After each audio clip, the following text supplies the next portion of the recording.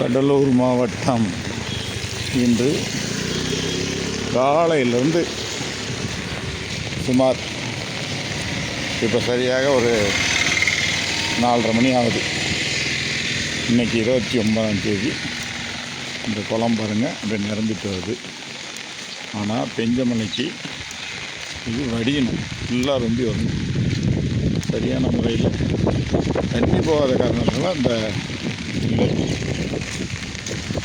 மாடு இந்த மாதிரி அலை கிளம்பிச்சு அப்படின்னா காற்று கூட டிவா புயல் வந்து கிடக்குது புயலை.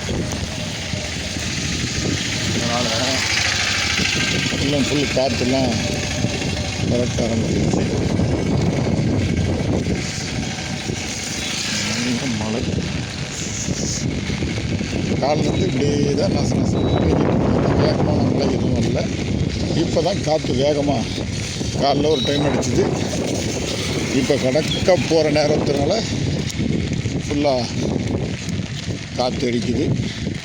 இந்த வாகன ஓட்டிகள் இவங்கெல்லாம் கொஞ்சம் உஷார் நிலையில், ஏன்னா மரம் கரண்ட்டு இதெல்லாம் பாதிக்கும். கரண்ட் வரும்போது இங்கேருந்து கடலூர் ஒரு 72 கிலோமீட்டர். அதனால்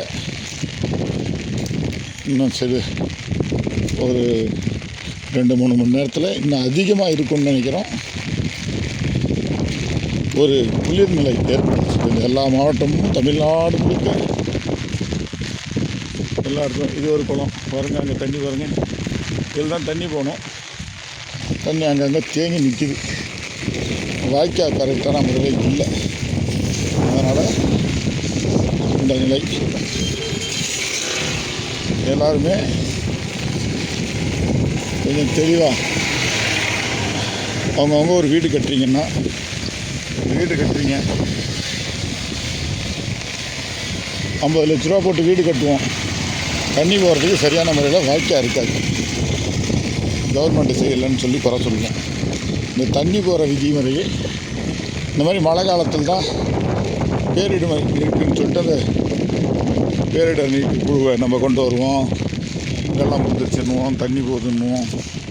இதை நம்மளும் கொஞ்சம் முறைப்படுத்தி வீடு கட்டும்போது அதற்கு உண்டான வாய்க்கால் வரப்புகளை செய்து தர வேண்டும் என்பது எங்களுடைய தொழிலாளர் இல்லம் யூடியூப் சேனலுடைய சின்ன வேண்டுகோள். டைலர்